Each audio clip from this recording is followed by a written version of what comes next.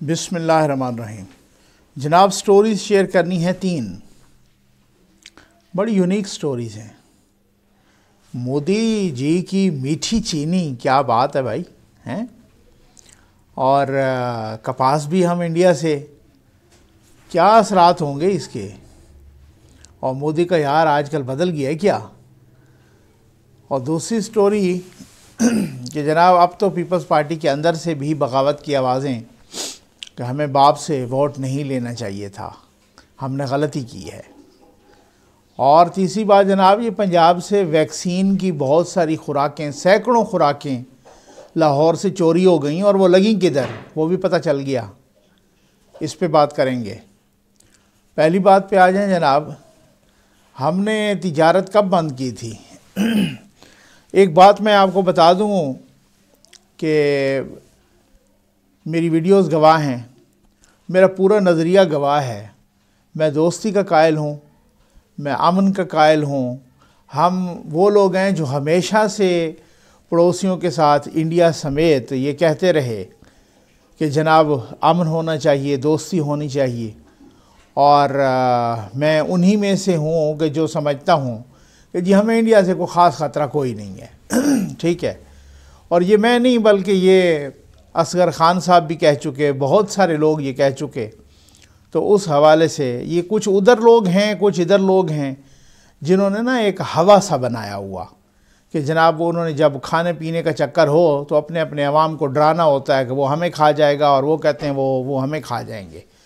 खैर, अवाम दोनों मुल्कों के बड़े खूबसूरत हैं और वो अमन होना चाहिए, उनमें दोस्ती होनी चाहिए, उनका कल्चर एक है। लेकिन एक बात है कि तिजारत कब बंद की थी पाकिस्तान ने, कि जब मोदी जी ने हड़प किया था कश्मीर, ठीक है ना।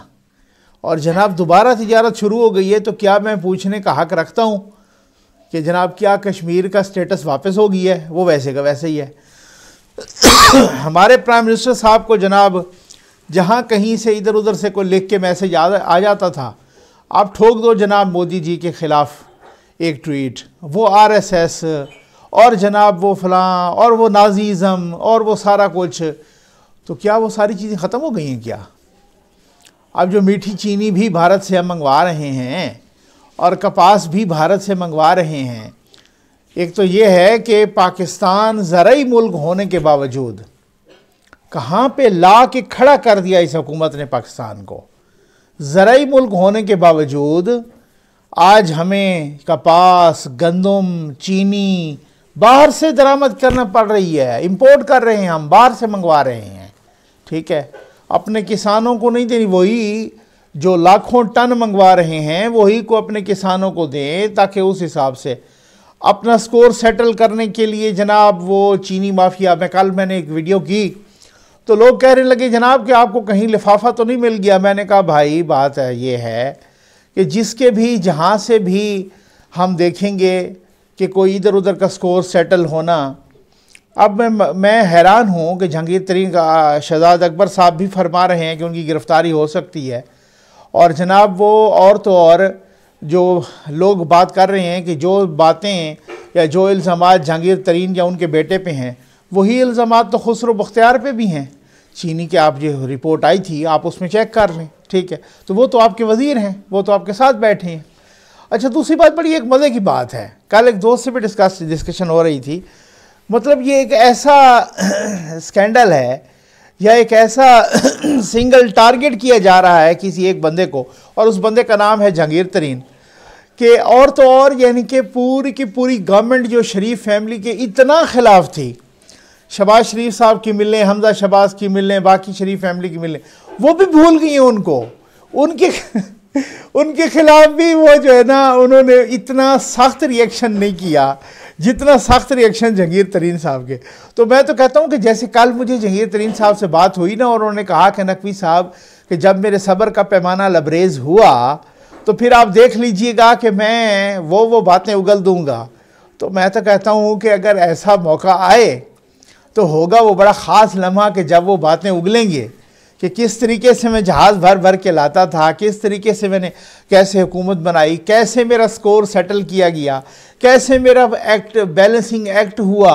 वो तो उनके सीज़न में तो बड़े राज है ना भाई। वो तो 22 साल जिद्दोजहद में आप जो समझ लें कि हाफ में भी कर लें तो वो साथ ही हैं, एक एक लम्हे के साथ ही हैं, तो उनको तो बहुत पता है ना। खैर आ जाए जनाब के जरा चीनी, हमने जो तिजारत, अब कल हमाद अजहर साहब ने प्रेस कॉन्फ्रेंस की और उन्होंने बड़े कसीदे पढ़े और बड़े जनाब जो है ना, मतलब भारत की चीनी और भारत के जो है ना कपास मंगवाने के बड़े कसीदे पढ़े। भाई ये जो तिजारत जब आप रोकी थी अगस्त 2019 में, तो इसी वजह से ना कि जनाब के वो जो है ना मोदी जी ने वो हड़प किया था। तो आज को हड़प नहीं किया, आज कोई आरएसएस वाला किसी किस्म का कोई ट्वीट नहीं आया, आज कोई किसी किस्म का, यानी कि आपको हालात ये हैं कि आपको अपनी इंडस्ट्री के लिए, कॉटन इंडस्ट्री के लिए, मतलब टेक्सटाइल इंडस्ट्री के लिए आपको तकरीबन को 1.5 करोड़ गांठें चाहिए होती हैं और आपकी प्रोडक्शन कितनी, कोई 57-60 लाख गांठें। अब आप अंदाज़ा करें कि आपको कितनी ज़्यादा कपास मंगवानी पड़ेगी। इसी तरह से सितम ज़रीफ़ी ये है कि वो चीनी जो आपकी पिछली दफ़ा एक्स्ट्रा पैदा हुई उसके बावजूद भी, अच्छा ये एक बड़ा अजीबो गरीब सा एक सितम ज़रीफ़ी है इस कौम के लिए, इस हुकूमत का मैं कहूँगा मुबैना तौर पे एक अजाब के तौर पे जैसे आई है। और वो सितम ज़रीफ़ी क्या है कि जो भी चीज़ महंगी होती है ना, कहते हैं जनाब देखो माफिया ने महंगी कर दी है, माफिया ने छुपा दी है। यानी खान साहब, कप्तान साहब, उनकी कैबिनेट, उनकी हुकूमत वो कोने में मासूम बन के बैठ गई और सारा कुछ काम माफिया ने उतार दिया है। भाई जब माफिया इतना स्ट्रांग है तो आप चने बेचने आए हैं, छोड़े जाएं, घर जाएं। फिर माफिया को कौन कंट्रोल करता होता है? मैं करता हूँ। एक साफ ही कंट्रोल कर सकता माफिया को, एक आवाम गरीब बंदे कंट्रोल कर सकते हैं माफिया को। भाई माफिया को कंट्रोल करना तो स्टेट ने करना है ना, हुकूमत ने करना है ना, और किसने करना है? चीनी जाती है ऊपर तो वो माफिया। रमज़ान अभी शुरू होने लगा है, सारी चीज़ों की महंगाई बढ़ गई है, चीनी वो 100 रुपया क्रॉस कर गई। ये चीनी पिछली दफ़ा भी मंगवाई थी, ठीक है ना, लाखों टन मंगवाई थी, वो किधर गई? वो गायब हो गई, इधर उधर हो गई, कोई वो नहीं है। फिर एंड पे जो है ना वो ये मशरूबात बनाने वाली कंपनियां, टॉफ़ियां बनाने वाले, ये सारे इन पर जोर लगा रहे थे कि जी आप ख़रीदो हमसे। वो कहते हैं वो पिछली जो हमारी अपनी चीनी है वो ज़्यादा बेहतर है, आप हमसे ज़बरदस्ती ना ख़रीदारी करवाएं। तो ये हालात हैं हमारे, ठीक है। इसी तरह से कपास का भी इसी तरह से। अब जनाब वो तो तिजारत हम तो शुरू ही से कह रहे थे कि होनी चाहिए, आपने बंद की थी। अब देखते हैं कि हमारे वज़ीर-ए-आज़म साहब कब आरएसएस वाला ट्वीट करते हैं, और अब हम देखते हैं कि मोदी का यार कौन होता है। अब हम देखते हैं कि कौन नारा लगाता है कि मोदी के यार को एक धक्का और दो, तो ये कौम के गद्दार को एक धक्का और दो, तो कौन अब जो है ना आजकल तो अब तो हालत ये। उसके बाद मैं अगली वीडियो पे ख़बर पे जाता हूँ। बात ये है कि जो ख़त लिखा गया उसमें मैं अलग भी बोलूँगा, उसमें भी कश्मीर को डिस्प्यूटेड कहा गया। यानी ये नहीं क्लेम किया गया कि कश्मीर हमारी शहरग है और आप शहरग पे चढ़ गए हो, ठीक है ना। उसमें भी कश्मीर को डिस्प्यूटेड कहा गया कि आपके हमारे दरमियान माफ़ कीजिएगा कुछ आउटस्टैंडिंग इश्यूज़ हैं, कुछ डिस्प्यूटेड इश्यूज़ हैं। उसमें भी उसको कश्मीर को यूँ कहा गया। उसमें भी वो नहीं कहा गया कि जो हर ट्वीट, हम तो शुरू से कहते थे भाई डिप्लोमेसी में कोई गुंजाइश रखो, कोई डिप्लोमेटिक बनो, कोई फॉरेन पॉलिसी का ख्याल रखो।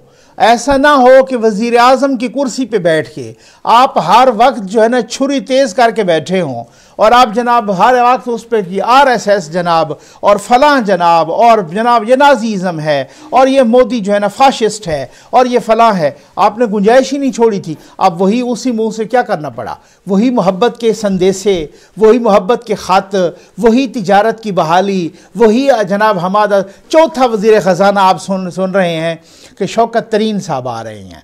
यानी वो जमात जो 22 साल तक लॉलीपॉप देती रही, हमारी बड़ी तैयारी है, हमारे पास तो 200 बंदों की टीम तैयार है, वो पता चला उनके पास ना अपना वज़ीर ख़जाना है, ना अपना वज़ीर दाखिला है, किसी अहम पोस्ट पे कोई अपना बंदा नहीं है, और बाहर से इंपोर्टेड लोग जो है ना पैराशूटर, कि चाहे वो शहबाज गिल साहब हों, चाहे वो रज़ाक दाऊद साहब हों, चाहे कोई और साहब हों, यानी कि और कभी कोई आपा फरदौस साहब हों, कोई पीपल्स पार्टी के पकड़ के, कोई नून लीग के पकड़ के, कोई मुशर्रफ के पकड़ के, कोई बाप के पकड़ के, कोई किसी के पकड़ के, तो वो इस तरीके से ये हालात हैं। आपके पास टीम ही कोई नहीं थी चलाने के लिए, कि चौथा वज़ीर ख़जाना आप सुन रहे हैं, और वो भी हफीज़ शेख साहब, पहले पीपल्स पार्टी दौर के, और फिर उसके बाद जनाब आप सुन रहे हैं कि शौकत तरीन साहब को मिन्नतें समझते हैं, और उनके गिट्टे गोडे पकड़े गए और उन्होंने हाँ कर दी, तो अब कुछ अरसे तक उनका वो नोटिफिकेशन होने वाला है। ये वाले हालात हैं। आ जाएँ जनाब कि पीपल्स पार्टी, मैं वो वैक्सीन पर भी आता हूँ, वैक्सीन वाली ख़बर पर भी वो कैसे चोरी हुई है और कहाँ लगी है पीपल्स पार्टी के अंदर। यानी कि आपने देखा होगा कि कुछ रोज़ पहले शाहिद खाकान अब्बासी साहब, ये 2 रोज़ पहले, और अब्दुल गफूर हैदरी साहब की मुलाकात हुई, और उन्होंने कहा हम तो नहीं मानते अपोजिशन लीडर यूसुफ रज़ा गिलानी साहब को, क्योंकि इन्होंने छुरा घोंपा है, ये जो हुकूमत के पास चले गए हैं।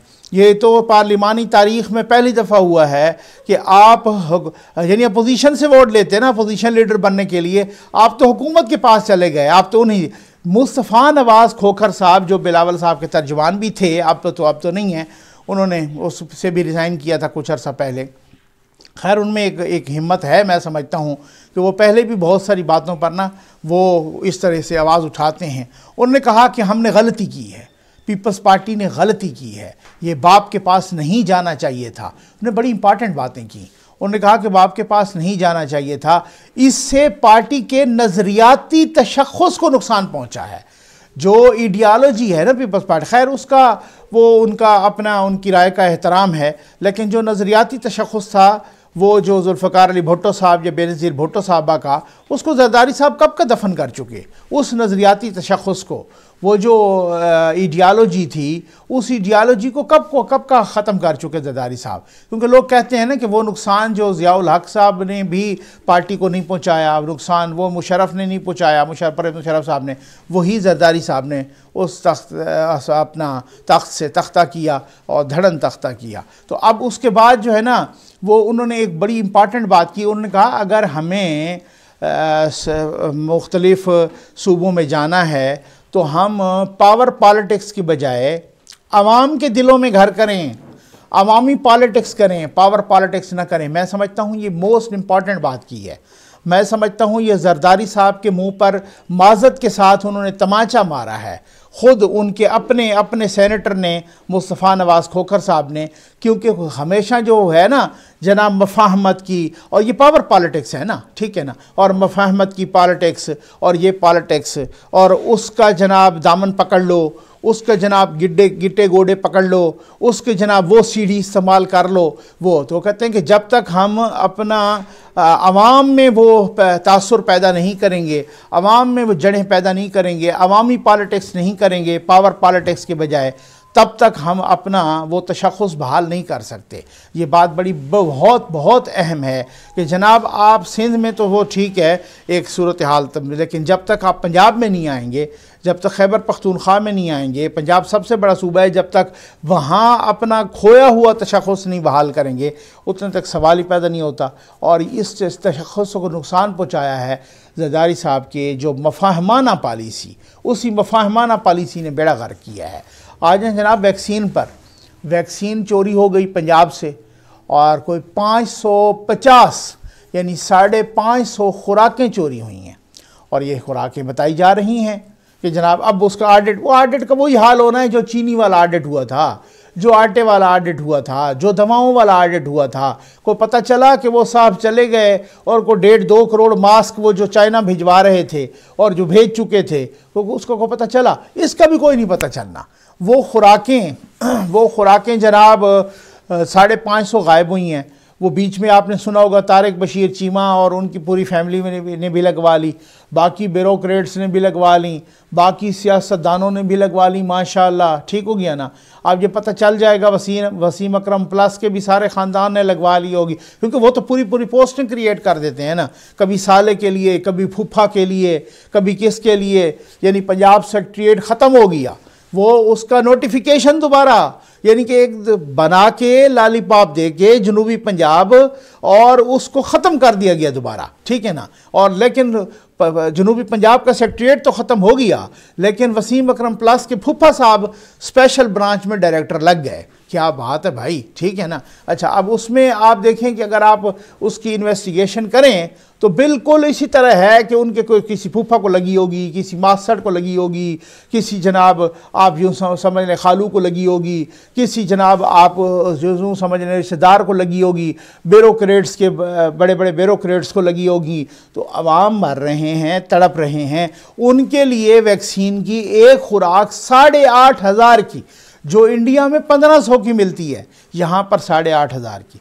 वो बड़ा अच्छा किसी ने लिखा कि भाई अगर आपके पास 8,500 रुपये फालतू हैं तो वैक्सीन लगवा लें, और अगर नहीं हैं तो फिर नवाज़ शरीफ के आने के लिए मुसल्ले पे बैठें और नवाफिल पढ़ें और नवाज़ शरीफ के आने के लिए दुआएं मांगें।